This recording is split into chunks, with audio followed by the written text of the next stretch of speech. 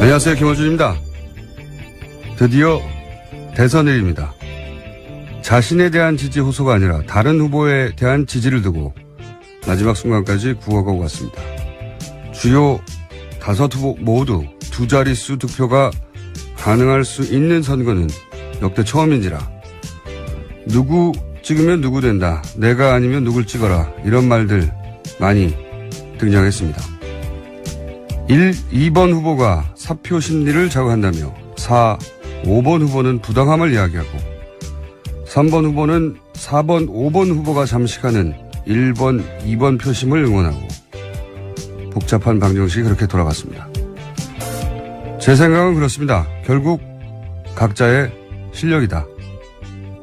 사표 심리 아무리 자극해도 표가 흩어지면 그게 실력이고 사표 심리 자극하지 말라고 아무리 외쳐도 표가 흩어지면 그 역시 실력이다. 누구의 어떤 호소에 어떻게 공감이 됐든 그 모든 결심은 그 자체로 하나의 소신입니다. 누구의 소신이 다른 누구의 소신보다 더 중요하거나 덜 중요하지 않습니다. 유일하게 중요한 것은 그 결심을 실제 투표로 드러내는 거죠. 민주공화국에서 투표하지 않는 시민은 존재하지 않는 시민이다. 김어준 생각이었습니다.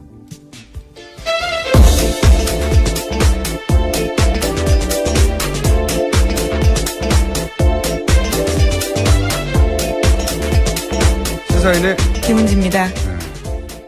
결국 이렇게 대선일이 왔네요. 예. 정말 빨리 지나갔어요? 네, 그렇죠. 정말. 네. 하루하루는 굉장히 길었는데 모아놓고 보니까 순식간에. 이번 대선은 유난히 그런 것 같습니다. 사건, 사고도 많았고, 후보들도 많았고, 말들도 많았고. 보통은 이제 한 2명 정도의 후보 혹은 많아야 한 3명 정도의 후보에 이제 뉴스가 배분이 됐는데 이번엔 5후보 다 뉴스를 만들어내가지고. 네, 끝까지 또 완주했고요. 끝까지 완주하는 경우도, 흔하지 않았고, 완주하지 않으면 완주하더라도 사람들의 관심이 점점 멀어지죠. 3번 이상 이하로 내려가면. 이번 대선 5번까지, 5번 후보까지, 마지막 순간까지 다 관심을 끌었습니다. 네. 미디어도 5번 후보를 다 골고루 다뤘고요, 실제. 네, 또 TV 토론 효과가 컸었던 걸로 보입니다. 자, 그러면 이제, 어제 마지막 유세였죠? 네. 네, 어제 자정까지 가능했던 유세여서요. 네.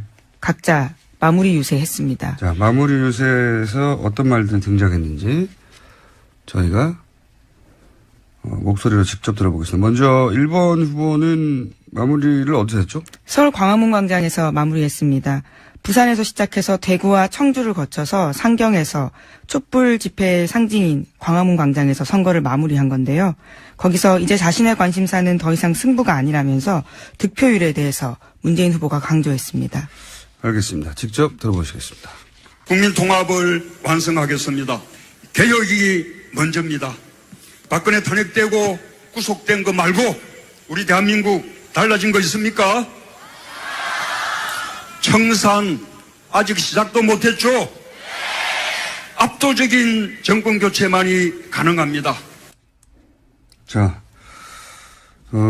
결국은 이제 촛불이 왜 들렸고 그 마무리가 뭐냐. 네, 그러니 압도적인 정권 교체. 득표율이 높아야 된다는 얘기죠. 결국은. 1번 후보는 아마도 이제 이번 대선이 8시까지니까 막판에 그 투표 동료, 이제 특히 1, 2번 그 정당은 그 중에서도 특히 2번 정당은 이 조직력이 가장 강한 전통의 투표 동료가 막판에 집중될 가능성이 높거든요. 네, 그래서 득표율이 중요하다. 네, 선거 막판에 계속해서 강조하고 있는 선거 포인트입니다. 네. 자신의 지지층에게 긴장을 놓치지 말고 반드시 투표해달라는 그런 메시지죠. 네. 자, 2번 후보는요? 네, 홍준표 후보도 부산에서 시작해서 대구, 대전, 천안을 거쳐서 서울에서 마지막 선거 유세했습니다. 서울 대안문에서 선거 유세를 했고 그 이후에는 홍대를 찾았는데요. 마지막까지 홍준표 후보는 각 후보들에게 별명을 붙여가면서 비판의 이야기를 놓지 않았습니다. 자, 직접 들어보시겠습니다. 문 후보 보고는 문쩔쩔이래요. 얘 무릎만 쩔쩔 맨다고. 그 다음에 그 안 후보 보니까 안초딩이라고 합니다. 그래서 홍준표는 그래도 당당해야 한다고 홍당당이랍니다. 이게 이제 마지막 순간까지 자신만의 유세 스킬인데, 말 자체는 뭐랄까요. 혹자는 막말이라고 하는데 이것도 대단히 계산된 거죠. 그러니까, 보수 자존심이 땅에 떨어졌는데 상대 후보들을 이렇게, 낮추면서. 깎아내리는 거죠. 예. 네. 보수를 우습게 여겼던 세력을 자신이 심판하겠다. 그러니, 자존심을 다시 끌어올려 투표장에 나오게 하는 나름의 막말 같아도 영리한 전략입니다, 이것도. 예. 계산된 발언인 거죠. 자, 이렇게 마지막 순간까지, 본인의 네이밍 센스를 이용해서. 네, 4번, 5번 후보에게도 별명을 붙여줬는데, 유승민 후보는 유배신, 심상정 후보는 심배배, 이렇게 이야기했습니다. 예.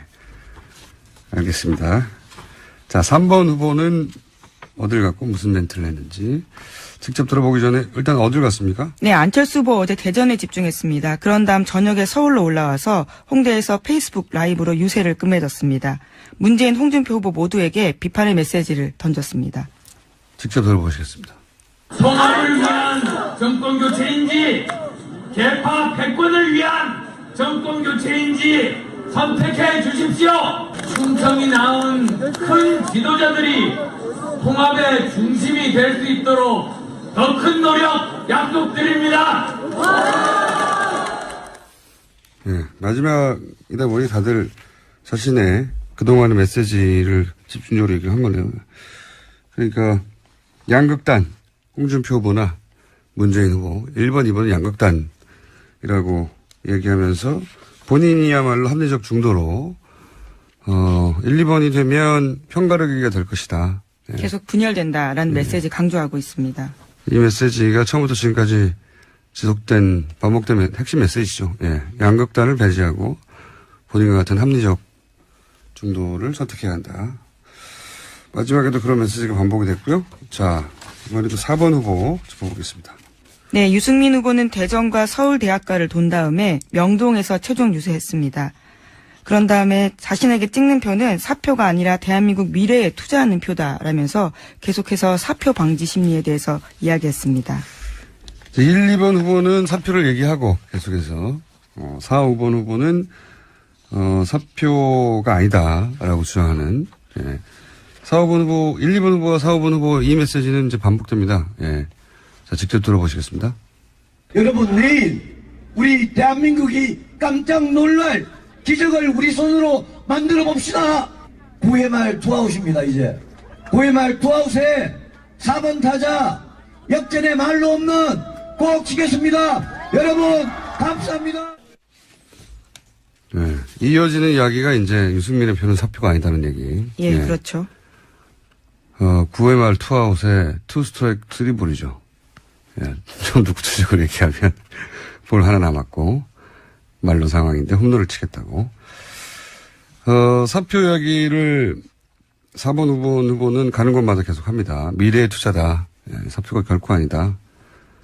소수 정당의 후보는 이 깜깜이 기간 동안 가장 경계해야 될 게 이제 사표 심리이기 때문에 같은 메시지가 계속 반복되고 있습니다. 자, 5번 후보는 어디 갔습니까? 네, 심상정 후보는 어제 계속해서 서울 신촌에서 있었습니다. 거기서 어제 오전부터 시작해서 자정까지 촛불 필리버스터 유세를 했습니다. 심 후보는 정권 교체는 이미 확실하다면서 소신 투표해달라고 강조했습니다. 직접 들어보시겠습니다. 저 심상정에게 투표를 해야 촛불 시민혁명이 완성될 것입니다. 심상정이 강해져야 대한민국이 미래로 나갈 수 있습니다, 여러분. 심상정 후보의 메시지도 한 2주 전부터 계속 반복되는 거죠. 정권 교체는 이미 확실하다. 걱정하지 말고 불안해하지 마라. 그 걱정 말고 심상정을 선택해라. 소신대로. 네, 이 메시지죠. 4번과 5번의 메시지는 유사합니다. 이제 소수정당 항상 깜깜이 때 그 직전 지지율을 이제 불안해서 옮겨가는 경우가 많아서 계속해서 같은 이야기를 했고요. 자, 이렇게 마지막 유세가 있었습니다. 네.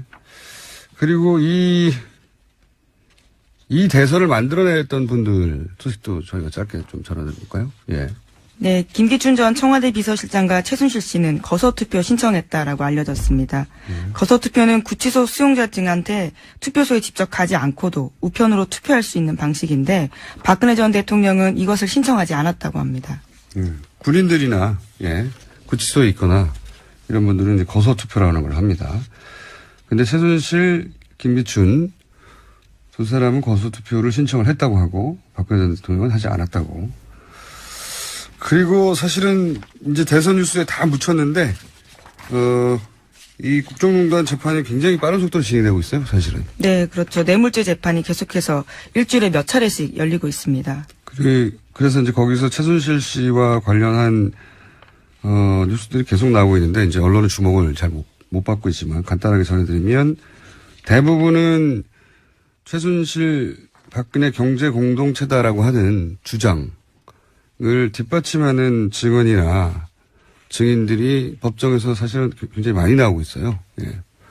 소소하게도 많이 나오고, 뭐, 예를 들어서, 독일에 간 이후에도 박근혜 전 대통령, 그러니까 최순실 씨가 독일에 간 이후에도 박근혜 전 대통령 입을 옷이나 음식 같은 거를 최순실 씨가 지시해서 뭐 사다 줬다. 네, 어제 재판에서 나왔던 최순실 씨 운전기사 박모 씨의 진술입니다. 네. 그것이 공개된 거죠. 직접 와서 이야기한 건 아니고요.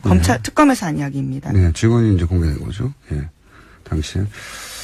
이 이야기는 아무래도 이제 대선이 지나야, 다시 주목을 받겠죠. 대선이 지나고 나면, 그 재산이나, 왜냐면, 재산 관계가 충분히 밝혀지지 않았기 때문에, 그렇게 재산 환수에 관한 이야기도 나올 것이고, 그런 얘기 나올 것 같습니다. 자,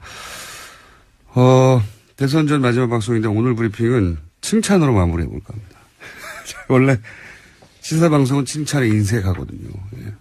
예. 문제점만 지적해도 넘치는 세상이기 때문에, 근데 대선 당일이기 때문에 각 후보에 대한 칭찬, 좋은 점, 대단한 점만 한번 얘기해 볼까요? 네, 어떤 점을 준비해 오셨나요? 아주 곰곰이 생각해 봤어요. 네. 어젯밤에. 다섯 후보에 대한 보통은 이제 문제점이나, 또는 아쉬웠던 점이나, 약점이나, 뭐 이런 얘기들을 주로 하게 되죠. 대선. 지금까지 주로 이제 그런 이야기 하셨고요. 네. 1번 후보부터 얘기해 보자면 제가 보기 가장 대단한 점은 지난 5년간 미디어 지원을 가장 받지 못한 후보예요. 네. 생각해 보시면 뭐 종편이나 지상파나 종이 매체나 할 거 없이 민원연에 계속 발표했던 지표에서 나왔죠. 마이너스 점수를 계속 받았던. 근데 이 범진보라고 할 수 있는 진영이 이제 맏형격인 후보였죠.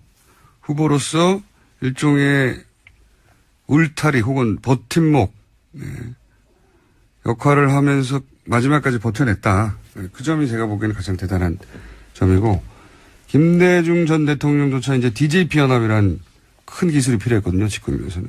노무현 전 대통령 역시 이제 단일화라고 하는 큰 이벤트가 필요했고, 근데 문재인 후보는 지지율도 10% 박스권부터 시작해서 20% 박스권, 30% 박스권 아주 더디게 혼자서 버텨서 결국 여기까지 쌓아왔다는 점에서 결과에 상관없이 아마 시간이 지나고 나면 역대급 후보였다. 이런 평가를 받게 될 거라고 봅니다. 지지율이 크게 출렁인 적이 단 한 번도 없어요. 꾸준히 차근차근 쌓아서 미디어 커버리지 없이 여기까지 자기 힘으로 쌓아왔다는 점에서 굉장히 강한 역대급 후보다. 되돌아보면 2번 후보에 대단한 점은 홍준표 후보는 가장 늦게 시작했죠. 그리고 처음에는 뭐 5%도 안 됐어요. 지지율이. 그리고 사실상 거의 와해됐던 이제 자유한국당의 대선 전망 거의 개인 역량만으로 제가 보기엔 여기까지 끌어올렸던 점에서 대단하다. 만약 대선 기간이 한 달만 더 길었고 그리고 대선 기간이 본인이 한 달만 더 전에 후보가 되었더라면 제가 보기에는 이번 선거에서는 탄핵에 반대했던 20%가 있었잖아요. 여론조사 해보면 항상 한 20에서 25% 정도는 탄핵에 반대하는 국민들이 있었는데 그 층에 기대는 전략을 구사했거든요. 처음에. 그 표부터 모으려고. 만약에 시간이 좀 길었다면 중도 보수를 향한 좀 유연한 전략, 그런 대선 아젠다를 짰을 것이고, 그랬던 양상은 지금과는 많이 달랐을 수도 있다. 네. 대지포 보면서 그런 생각을 했습니다. 네. 3번 후보의 가장 대단한 점은 김대중, 김영삼, 이 민주화운동의 거두죠. 두 분 다 대통령을 했던. 그 두 분을 제외하고는 우리 정당사에서 누구도 해내지 못했던 규모 있는 3당, 성공적인 창당, 이게 과연 다시 가능할까 싶을 정도의 큰일이었고, 그리고 이제 대구와 광주로 상징되는 양쪽에서 동시에 지지를 받는 대선 로드맵을 그렸어요. 이런 정치적 중도의 그림은 아무도 그린 적이 없거든요. 예. 그래서 만약 성공한다면 세계 정치사에 길이 남을 선거운동사가 될 거라고 제가 선거운동 시작할 때 한 번 논평한 적이 있는데, 그런 로드맵을 짰다는 자체가 제가 보기엔 정치사에 남을 일이라고 봅니다. 4번 후보 대단한 점은 5 후보 중에 후보가 되자마자 사퇴 압박을 받았던 유일한 후보였죠. 그게 대단한 점이라고 하기엔 조금. 거기서부터 네네. 그런 압박을 받았던 후보였음에도 불구하고 결국 마지막까지 버텨서 자기 존재 가치를 입증했다. 예, 그러면서 막판에 지지세를 결집시켰다. 최근에 그런 얘기들 많이 나오고 있죠. 예. 그 외부의 압박은 정치인한테 오히려 고마운 거예요. 외부에서 압력이 들어오면 내부 결속을 다지고 지지층 결집도 하거든요. 작용 반작용이 있어서. 가장 어려운 게 내부로부터 오는 압박입니다. 그 노무현 대통령 때도 결국은 단일화 응할 수밖에 없었죠. 예. 근데 이 압력, 내부로부터의 압력, 탈당 막 10명 이상, 절반 가까운 탈당이죠. 당의 규모로 볼 때. 그거를 버텨냈다는 게 이미 정치적 승자고, 특히 이제 20대, 30대 새로운 보수층을 사실상 발굴해낸 거죠. 20, 30대 보수층은 보수정당이 타겟을 한 적이 없어요. 네. 그런 보수층을 만들어냈다는 점에서도 정치사의 기록이 될 것 같고, 5번 후보는 진보정당의 대선 후보는 오래전부터 있어 왔습니다. 근데 이렇게까지 대선전에서 자기 존재감을 확실히 드러내는 후보는 없었다. 진보정당 선거는 역대로 이제 개인보다는 조직, 그리고 자질 이전인 선명성, 이런 걸로 승부를 했단 말이죠. 근데 심상정 후보는 철저히 자기 능력, 자기 자질로 지금 대중에게 이제 진보정당이 왜 필요한지, 그걸 설득했고, 통했어요. 네, 일정 정도. 그래서 소위 이제 386 세대부터 이어지던 운동권 문화가 아니라 유승민 후보 경우와 비슷하게 젊은 진보 유권자층이 이번에 새롭게 만들어졌다. 네. 역시 진보정당 선거운동사를 다 했었다. 네. 5 후보 모두 기록될 여러 가지 의미로, 이번 대선은 여러 가지 의미로 이 후보들에 대한 해석들이 대선 끝나고 나서도 나올 것 같습니다. 자, 공장에서, 뉴스 공장에서 보기 힘든 칭찬 세례를. 예, 너무 어색하네요. 네, 막 퍼붓고 났더니 저도 물을 마시고 싶고. 자, 각 후보를 지지하시는 분들은, 지지는 사실은 아무것도 아니에요. 투표를 하지 않으면. 예. 지지율도 아무것도 아니고. 투표들 꼭 하시기 바랍니다. 여기까지 하겠습니다. 시사인의 김은지였습니다. 감사합니다.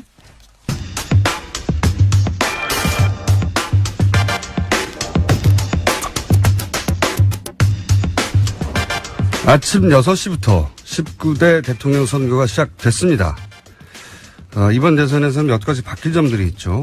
투표할 때 주의사항은 뭔지 서울시 선거관리위원회 이홍택 홍보 담당관 전화 연결했습니다. 안녕하세요. 예, 안녕하세요. 네.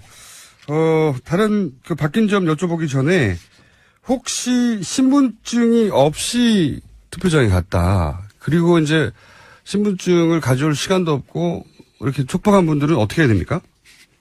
예. 대통령 선거일이 임시 공휴일이지만, 예. 읍면동 주민센터에서는 투표를 위한 신분증 재발급 서비스를 제공하고 있습니다. 아하. 그래서 자신의 주소지 관할 읍면동 주민센터에 전화로 확인하신 후에 본인 사진 한 장을 가지고 가서 신분증을 재발급 받아서 투표를 하실 수 있습니다. 이거는 이제 본인이 신분증이 없다는 사실을 알고 있을 경우에는 사진 한 장을 가져가면 바로 발급받을 수 있다. 그런 거네요. 예, 그렇습니다. 예. 자, 그리고 올해부터 달라진 점이 많다고 하는데, 몇 가지 좀 정리를 해 주시죠. 달라진 점을. 예. 유권자가 실감할 수 있을 정도로 크게 달라진 점은 세 가지로 이렇게 볼 수가 있습니다. 예. 그래서 선거일에 투표 시간하고 선거일 SNS 선거운동, 그리고 투표 인증샷이 달라졌습니다. 첫째, 투표 시간은 2시간 늘어났습니다. 이번 대통령 선거는 오전 6시서부터 오후 8시까지 투표를 할 수가 있습니다. 그리고 둘째, 선거 당일인 5월 9일에도 SNS상에서 선거운동이 가능해졌습니다. 즉 선거운동을 할 수 있는 사람이라면 선거일에도 문자메시지나 인터넷, 전자우편을 이용해서 선거운동을 할 수 있도록 선거법이 바뀌었습니다. 그리고 셋째, SNS상 선거일에도 선거운동이 가능해짐에 따라서 SNS에 게시하는 특정 정당이나 후보자를 지지하는 투표 인증샷도 가능해졌습니다. 후보자나 정당 대표자 등과 함께 촬영한 투표 인증샷을 선거운동 또는 투표 참여 문구와 함께 전송도 할 수가 있고요.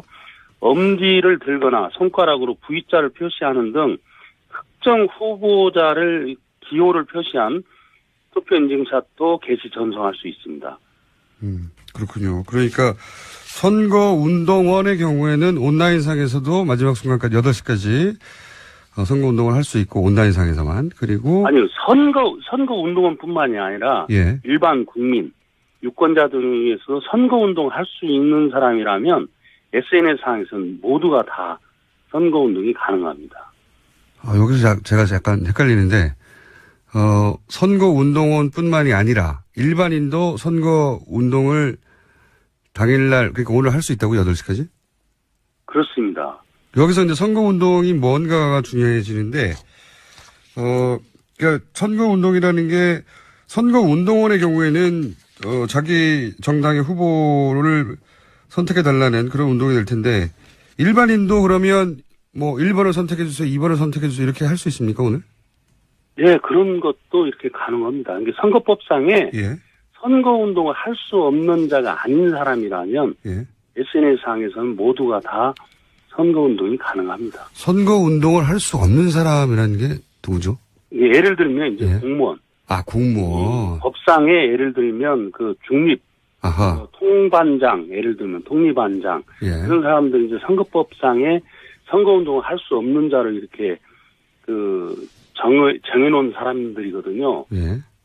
그렇지 않은 일반인 모두는 선거운동을 할 수가 있습니다. 19세 이상에. 그렇군요. 그러면 오늘 할 수 없는 일을 알려주세요. 일반인들의 경우에 오늘 해서는 선거법상 문제가 되는 일은 뭐가 있습니까? 예, 오프라인 상에서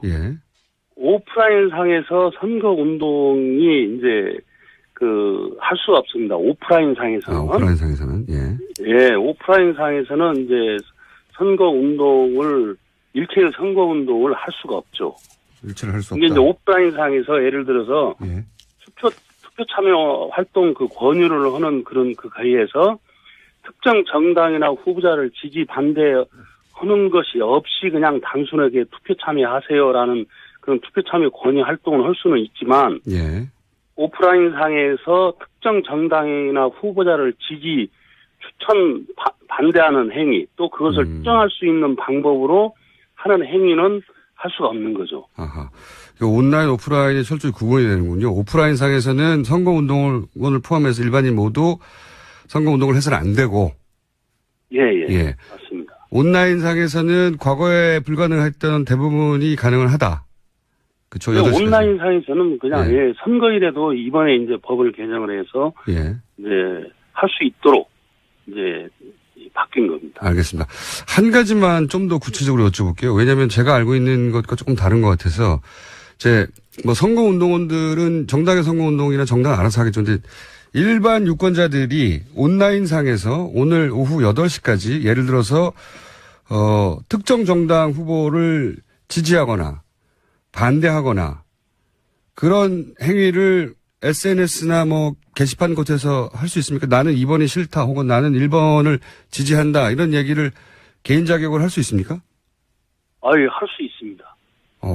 제가 그래서 이제 선거 운동을 할 수 있는 사람이라면 네네. SNS상에서 특정 정당이나 후보자를 지지 반대하는 행위를 할 수가 있습니다. 다만 허위사실 공표라든지 비방, 흑색 선전은 안 되겠죠. 그렇군요. 이거 굉장히 크게 바뀐 거군요. 알겠습니다. 그리고 여러 번 얘기가 나왔는데 많은 분들이 궁금해하는 것이 이 최종 투표율은 어느 정도 될까 하는 것인데 선관위에는 이 데이터베이스가 있지 않습니까? 그동안에. 이번에는 사전투표까지 감안해서 선관위에서 추정하는 최종 투표율은 어느 정도로 보십니까? 예, 저희 중앙선관위가 4월 28일, 29일 양일간 월드 리서치에 의뢰해서 이제 유권자 의식을 조사한 결과를 이렇게 보면 반드시 투표하겠다가 86.9%가 나왔습니다. 그리고 이번에 이제 5월 4일, 5월 5일 사전투표율 상승폭 등을 이렇게 종합해서 생각을 하면 이번 대통령 선거는 80%대의 투표율을 보일 것으로 예상이 됩니다. 마지막 80%대 투표율이 언제였죠? 이게 15대 대통령 선거. 김대중 전 대통령 당선됐던. 예, 그때 80.5, 80점대였습니다. 예, 굉장히 오래 됐는데. 20년 만에 이제. 그렇겠네요. 80%대로 진입을 하는 겁니다. 자, 그러면은 이제 개표 상황에 따라 다르긴 하겠습니다만, 선관위가 당선자를 사실상 거의 확정할 수 있는 시간대는 언제로 보십니까, 이번에는? 개표는. 이번에 이제, 이번 대통령 선거는 8시까지입니다. 그렇죠. 2시간이 더 늘어났습니다. 2시간 정도 늘어난 만큼 개표 거리가 더 늦춰지는 거고요. 그리고 이제 투표용지가 이제 28.5cm 상당히 깁니다. 그래서 이제 그것을 읽는 투표지 분류기가 읽는데 이제 시간이 좀 더 소요가 되고요. 그리고 이제 투표율이 이제 높아서 이제 개표해야 할 투표지 수가 이제 더 많죠. 그래서 저희가 볼 때는 5월 10일 새벽 2시 이후에 2시. 이렇게 가능할 것으로 이렇게 판단이 되고 있습니다. 당선자 윤곽이 나올 것으로 이렇게 판단하고 있습니다. 2시요. 알겠습니다. 마지막으로 이 방송을 듣는 아직 투표하지 않은 유권자들에게 선관위에서 한 말씀 해 주십시오. 우리 선거관리위원회는 60 이내에 치러지는 제19대 대통령 선거를 철저히 준비했습니다. 그래서 이번 대통령 선거가 갈등과 분열을 뛰어넘고 국민 통합과 화합을 이루는 아름다운 선거로 치르기 위해서 마지막까지 최선을 다하고 있습니다. 참여와 희망, 공정과 화합의 아름다운 선거는 국민 여러분의 적극적인 투표 참여로 뿌리를 내릴 수 있습니다. 오늘 대통령 선거의 투표 시간은 오전 6시서부터 오후 8시까지입니다. 국민 여러분께서 투표에 적극 참여해 주시길 바라겠습니다. 감사합니다. 네, 오늘 말씀 감사합니다. 예, 고맙습니다. 네, 지금까지 서울시 선거관리위원회 이홍택 홍보 담당관이었습니다. 자, 긴급하게 저희가 편성했는데 갑자기 최고 인기 코너가 돼가지고 할 수 없이 계속 모시고 있는 분들입니다. 박시영 민지코리아 컨설팅 부대표, 안녕하십니까? 네, 반갑습니다. 민지코리아 컨설팅의 박시영입니다. 이상일 아젠다 센터 대표 나오셨습니다. 안녕하십니까? 네, 안녕하세요. 이상일입니다. 네. 아니, 저희는 더 이상 안 하려고 그랬는데, 자꾸. 부르시니까. 자꾸 이제, 청취자들이 이 두 분 빨리 모셔가지고, 판세 얘기를 들어보자고. 총평부터 한번 해볼까요? 저희가 이제 이번 시간을 좀 넉넉하게 잡았습니다. 어차피 대선 당일이라 정치인들 연결도 안 되고요. 네. 저희가 투표 동료 차원에서 정당 연결해 보려고 그랬더니 선관위 공식 해석은 15분을 다 연결해야 된다고. 그래서 땜빵이었거든요. 그래가지고 언제 15번 다 연결합니까? 이게 안 되겠구나 싶어서 저희가 이 판세에 대해서 궁금한 분들이 굉장히 많잖아요. 그리고 이번 선거가 이제 유례가 없는 여러 가지 의미의 선거여서, 이번 대략 2달간의 레이스, 길게 보면 이제 탄핵 정부부터 시작되는 네. 대선 전국의 레이스를 여론조사 전문가의 관점에서 봤을 때 이제 특이점들이나 이번 대선은 어쨌든 조기 대선이고 탄핵에 의해서 시작된 대선이잖아요. 그러다 보니까 전망적 투표, 미래에 대한 투표보다는 회기적 투표, 심판적 투표가 강했다. 이렇게 보여지고요. 특히 이제 이명박 박근혜 정권 10년에 대한 심판적 성격이 강해졌다라고 저는 보고 있습니다. 그리고 문재인으로 시작해서 문재인으로 끝난 선거였다. 그러니까 문재인이냐 아니냐 하는 것이 여전히 가장 큰 화두였지 않느냐. 문재인 이렇게 후보를 보고 지지하든 있습니다. 지지하지 않든 간에. 네, 그렇습니다. 키워드가 문재인 후보였다. 저는 어떻게 보면 비슷할 수 있습니다만 조금 다르게 보는 부분이 있는데요. 다르게 보셔야 됩니다. 예. 일단은 이번 대선 저는 굉장히 그 대선 레이스 재밌게 봤습니다. 그래서 예. 굉장히 깐깐해진 유권자들 그리고 아주 빛나는 조연 또 무난한 주연들이 뭉쳐서 만든 정치 드라마처럼 봤는데요. 예. 기본적으로 탄핵 대선 조기 대선이었기 때문에 뭐 심판 선거가 기본 원리로 베이스고. 작동한 거는 뭐 주지의 사실이죠. 그렇지만 그 이후에 보여진 모습들을 보면 끊임없이 새로운 대안들을 모색하는 흐름이 있지 않았나.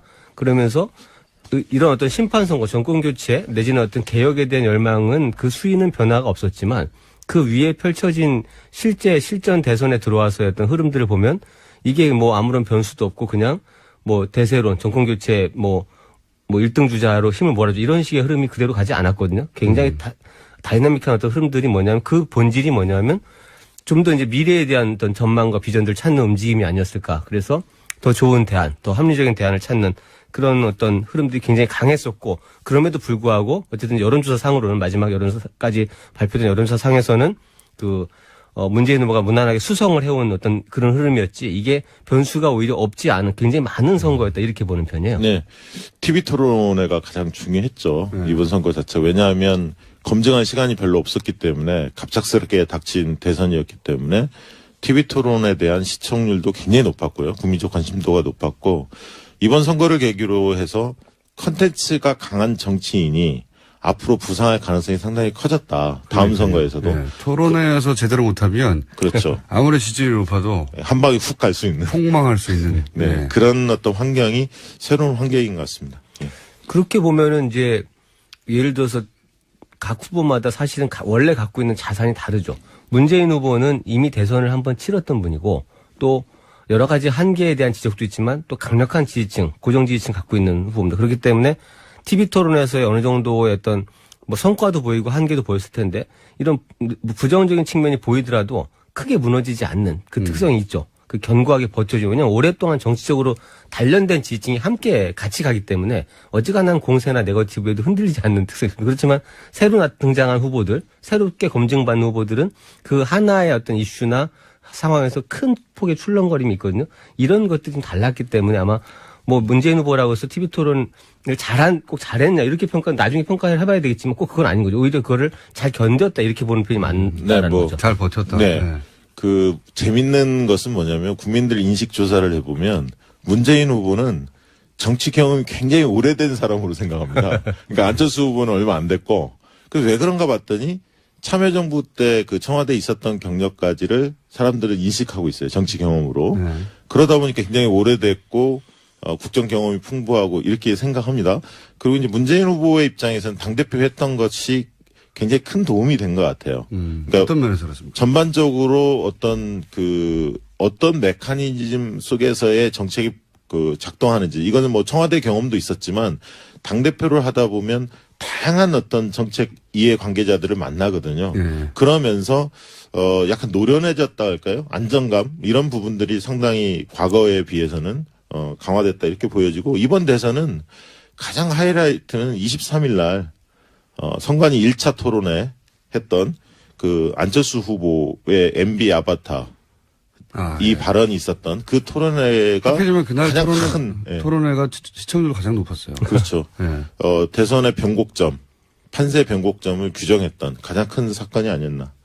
계기가 아니었나 그렇게 봅니다. 그 부분이 사실 저도 굉장히 이해가 안 됐는데 이제 어떻게 보면은 이 안철수 후보의 그 당시에 아마 본인이 언젠가는 그걸 설명할 날이 있을 것 같은데 이게 왜 그랬을까라는 생각을 해보면 이게 어떻게 이해할 수 있냐면은 오프라인 세계의 어떤 정치권의 움직임 흐름하고 온라인 쪽의 흐름이 이게 다르죠. 다르게 형성이 돼 있는데 이 온라인 상에서 사실은 이 문재인 후보의 강력한 지지층들, 굉장히 소위 말하는 문바라고까지 불리는 그 지지층들의 움직임이 굉장히 활발하거든요. 그런 어떤 움직임 속에서 아마 그 전까지 상황에 그 직전에 보면 양강구도 안철수 문재인 양강구도 형성된 직후에 안철수 후보에 대한 네거티브 이슈가 몇 가지가 쭉 올라옵니다. 뭐 안철수 후보의 딸, 부인 관련된 이슈. 유치원 이슈부터 시작해서. 유치원. 그래서 이런 것들이 쭉 그 온라인상에서 굉장히 강하게 확산이 되고 푸시가 되면서 안철수 후보는 그 부분에 대한 네거티브 그 공세에 굉장한 스트레스를 느낀 게 아닐까. 그러니까 오프라인이 아니라 온라인상에서의 공세에 그렇죠. 안철수 후보 자신이거나 혹은 그 캠프 내에서 지나치게 민감하게 반응했다. 그러니까 그거를 오프라인 TV 토론에 와서 갑자기 그러니까요. 뜬금없이 던지니까 그 세계를 잘 이해하지 않거나 아니면 별 무관심한 분들 입장에서는 저 사람은 왜 저러지라는 반응. 그 황당함. 그래서 그런 말이 나왔다고 생각하시는 저는 거죠? 그런 해석을 누군가 하는 거 들어도 굉장히 일리가 있지 않나. 저도 그 일리 있는 해석이라고 봅니다. 그러니까 4월 10일 날, 11일 날, 4월 둘째 주가 사실은 1차 어떻게 보면 분기점입니다. 승부에 있어서. 왜냐하면 4월 10일, 11일 날, 양강구도 확실히 형성이 됐고. 실제 형성이 됐고. 예, 접전이 이루어졌거든요. 두 분이 여론조사 시절 하시는 분들이니까 그때 양강구도 확실히 형성됐다는 건 사실인 거죠? 예. 그렇죠. 그러니까 역전됐다는 조사도 일부 있었고 대부분 조사에서는 한 5% 내에서 붙었다. 이게 이제 정설이었는데요. 각종 언론사에서 여론조사 결과 쏟아졌죠. 근데 그 이후에 그 일주일을 어떻게 보내느냐가 사실은 안철수 후보한테 굉장히 중요했습니다. 왜냐하면 그 다음 주 17일부터는 선거운동 기간이 들어가기 때문에 사실은 조직력이 상대적으로 안철수 후보는 문재인 후보에 비해 약하지 않습니까? 정당세가 약하기 때문에 결국 바람으로 이 골든 크로스를 넘어서야 하는데 사실은 그 일주일이 중요했는데 그 당시에 이제 각종 검증 공세 그리고 특히 단설 유치원 발언 등등으로 인해서 상당히 이제 지지율이 조금씩 빠지기 시작했습니다. 사실 그러면서 이제 선거운동 기간에 들어갔거든요. 그러면서 선거운동 기간 들어가면서 아무래도 조직세에 밀리다 보니까 처음에는 벽보와 관련해서 굉장히 호평이 있었죠. 참신하다. 근데 선거운동 방식은 기성 정치인들하고 크게 다르지 않았거든요. 국민의당의 어떤 캠페인 기조가. 예를 들어서 지금 최근에 뚜벅이하고는 달랐던 거죠. 달랐던 거죠. 네. 과거와 똑같이 갔던 겁니다. 그러면서 지지율은 점점 빠졌고 결정타였던 아까 23일 날 TV 토론 그 이후에 대통령감이냐 하는 의문점이 국민적으로 확산이 됐죠. 이제 그런 측면에서 사실은 누구를 탓하기 전에 사실은 안철수 후보 개인이 까먹은 게 하나 있고요. 그다음에 정당의 국민의당의 선거 전략 자체가 좀 잘못된 게 아닌가. 좀 참신한 방향으로 계속 밀고 갔어야 하는데 기성 정치판하고 크게 다르지 않았다. 결국 새로운 그런 모습을 창출하는데 실패했다. 이렇게 보여집니다. 물론 마지막에 이 뚜벅이 유세 같은 경우 굉장히 호평이 있고 저는 효과가 있다고 보여지는데 좀 늦은 게 아닌가 그런 생각이 듭니다. 저도 이번 대선에서 결국은 이제 어떤 변화, 뭐 여론조사상 지지도의 변화가 됐던 흐름의 변화에서 가장 크게 주목된 부분은 역시 양강구도 형성과 그 직후, 직전 직후 일주일 정도였다고 보이는데요. 그때 이제 안철수 후보가 자기 지지를 지켜내느냐 못 지켜내느냐 그렇죠. 굉장히 근데 그렇죠. 그 당시에 저는 무슨 생각을 했었냐면은 안철수 후보한테 모여든 지지층의 어떤 지지율의 그 합은 이 굉장히 어떻게 보면은 뭔가 해석되지 않는 정도의 강한 반문 비문 정서가 그냥 일시적으로 다 몰려온 거잖아요. 그럼 거기에 뭔가 세기를 박는 그 액션은 후보가 해야 된다라고 봤는데 그렇죠. 그때 잘 돌이켜 보시면 안철수 후보 쪽의 어떤 그 당시 막 지지율이 고공행진을 시작했을 때 흐름은 뭐냐면 결국 문재인을 거꾸로 쓴 사람은 나다. 그리고 이걸 뭐 압도적인 지지를 모아서 오히려 그걸 해달라. 환호하고 지지를 호소하는 것만 했단 말이죠. 그러니까 이게 뭐냐면 만세 부르는 거죠 어떻게 보면.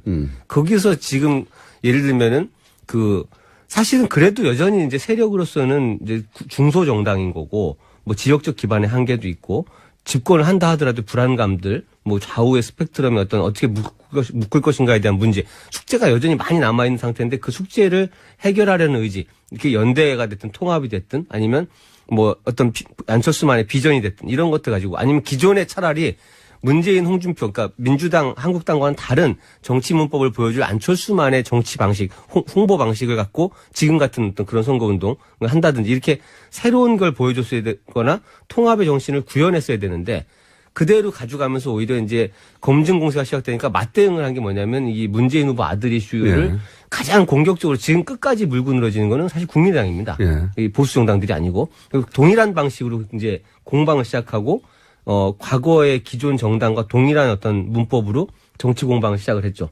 그리고 이제 별다른 통합에 대한 액션을 하지 않았고 이런 부분들이 아마 그 지지층들이 자발적으로 모여든 지지층을 그대로 붙잡아두지 못하고 이렇게 급속히 꺼지게 된 어떤 그런 그거에 뭐 결정타는 아까 말씀하신 TV 토론입니다만 두 분 말씀을 종합해보자면 그러면 그때 양강운동이 형성됐을 때 다 떨치고 뚜벅이 유세를 그때부터 시작했다든가. 그렇죠. 예.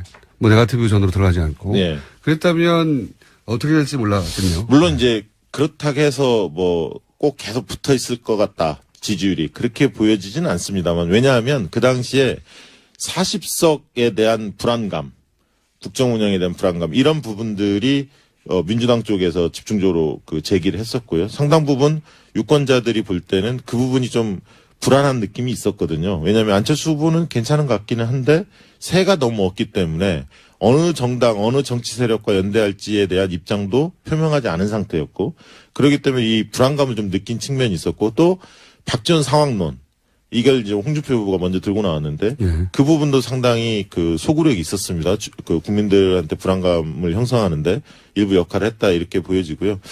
그런 측면들 때문에 좀 취약한 구조였는데 중요한 건 이제 안철수 후보가 내걸었던 미래가 제4차 산업혁명으로 대변되는 미래를 이야기했는데 과연 제4차 산업혁명이 국민들한테 얼마나 이게 먹혔을까. 저는 젊은 층한테는 일부 먹혔을지 몰라도 40대 이상한테는 굉장히 어렵게 다가왔고 좀 공허했을 거다. 뭔지를 토론을 다 보고 나서도 4차 산업이 뭔지 모릅니다. 예, 그리고 그 핵심 고리가 학제 개편이었거든요. 그러니까 학제 개편을 TV 토론에서 다루기 전까지는 국민들이 볼 때는 교육은 좀 뜯어 고쳐야 하고 어떻게 보면 미래에 맞는 준비할 수 있는 어떤 인재들을 육성한다는 측면에서 학제 개편 필요하다라고 보는 국민들이 더 많았습니다. 그런데 이제 TV 토론에서 막상 그 문제가 이제 화두에 올라오자 실질적으로 막대한 재원 그다음에 뭐 준비 부족 여러 가지 부분들이 막 그 타 후보들이 집중 공세가 이루어지면서 내가 생각했던 거 좀 다르네.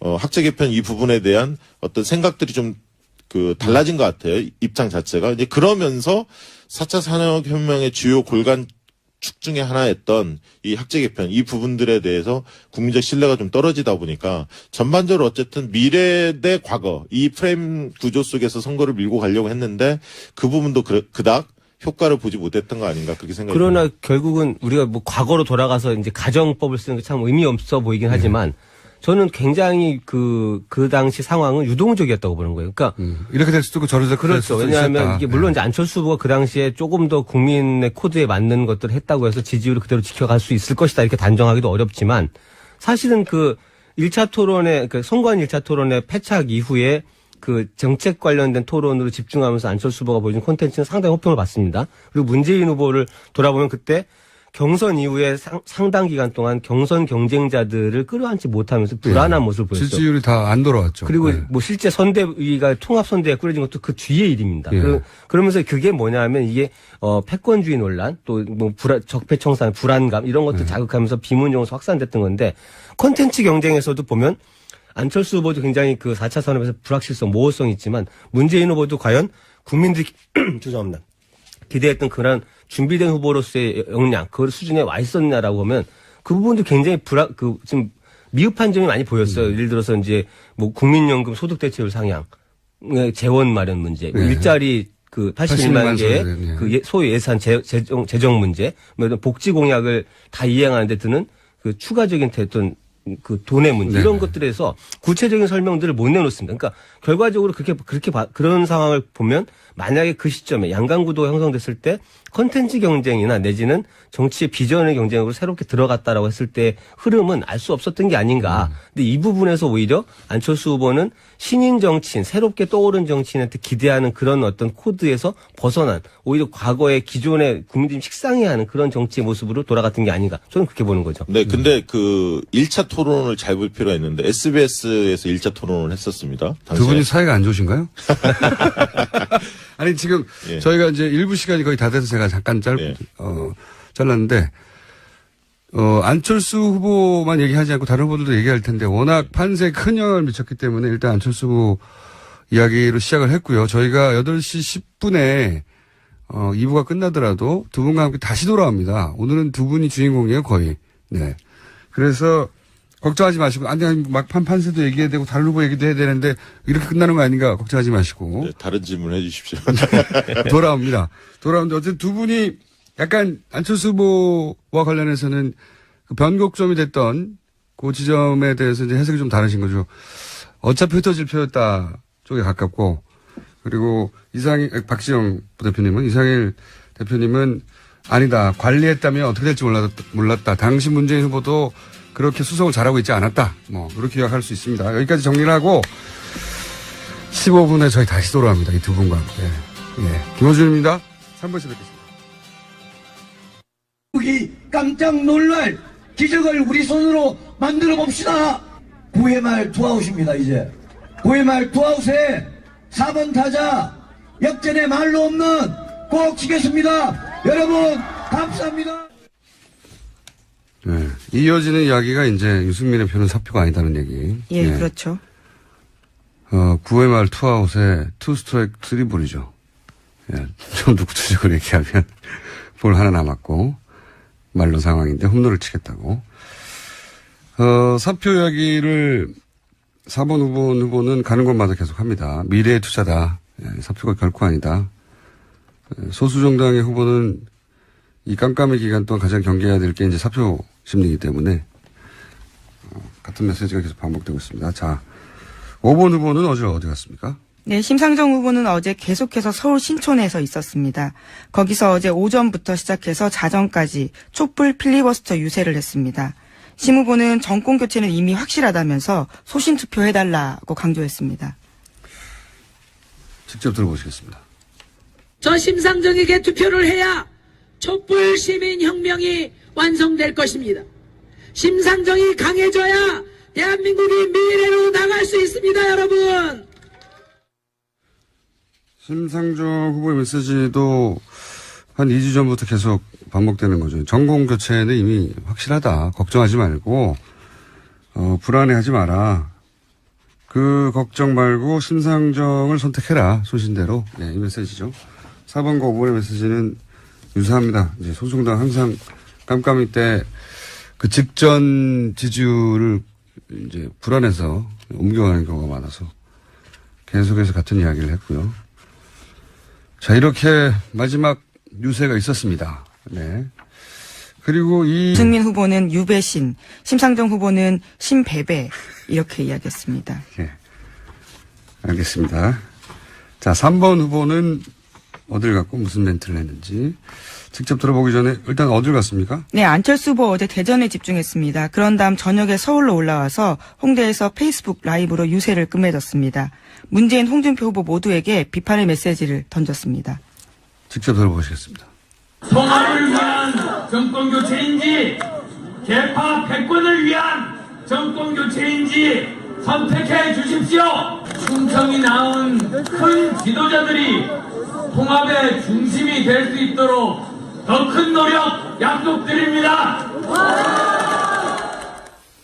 네, 마지막이다 보니 다들 자신의 그동안의 메시지를 집중적으로 얘기를 한 거네요.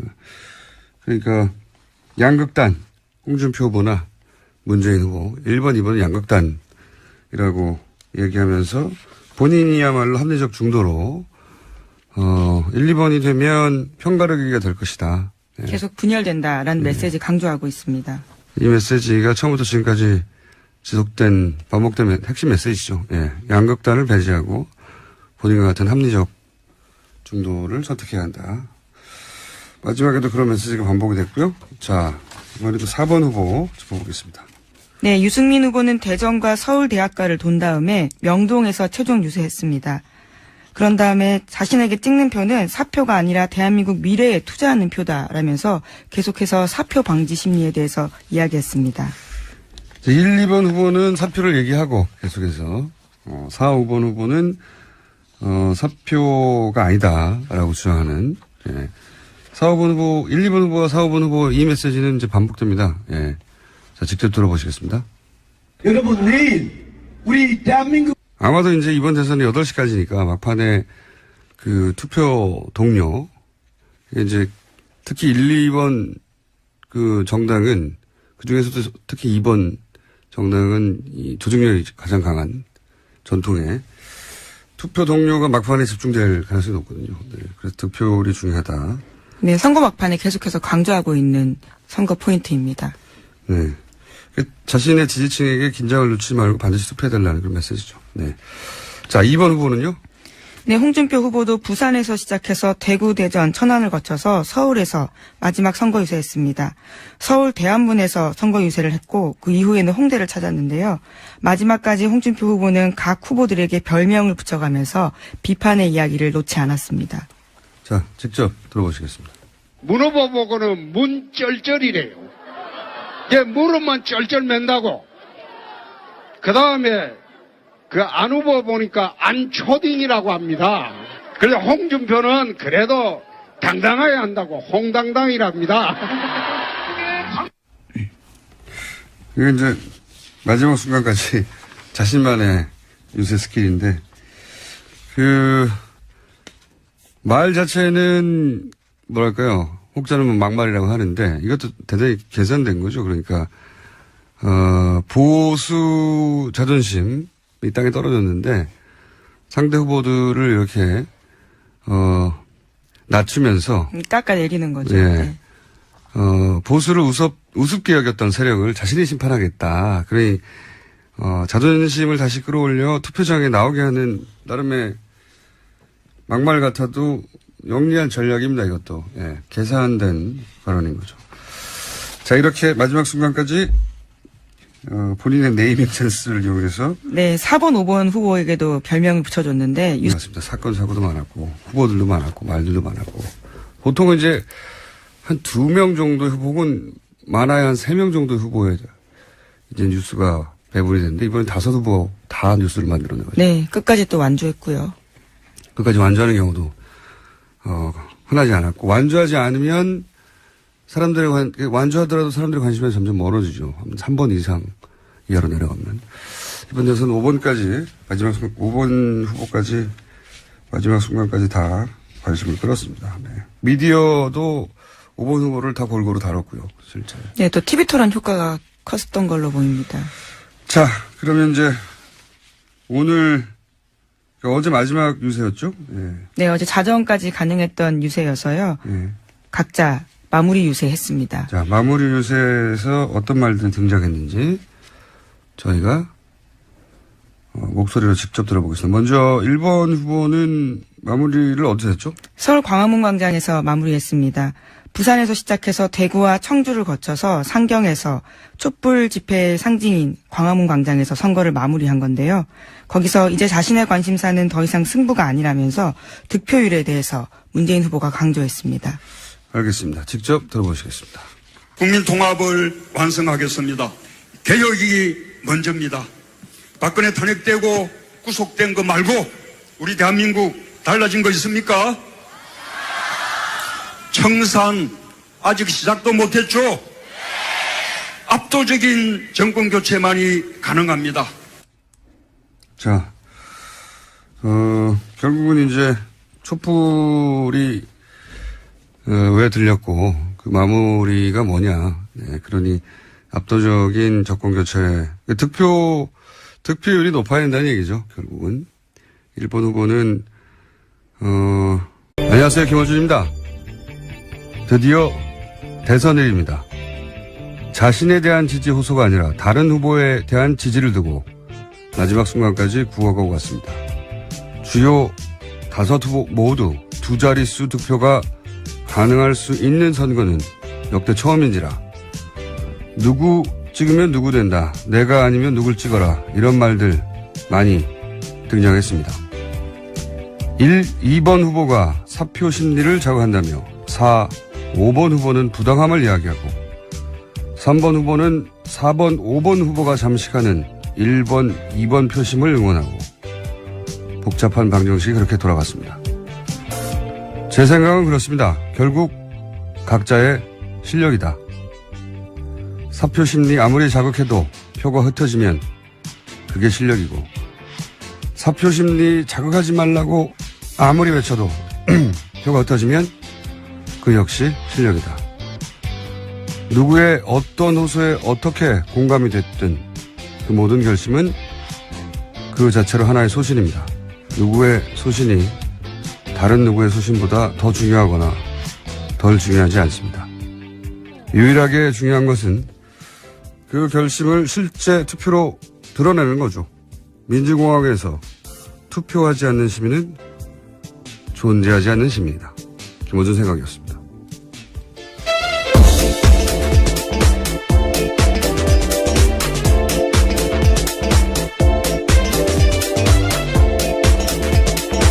시사인의 김은지입니다. 네.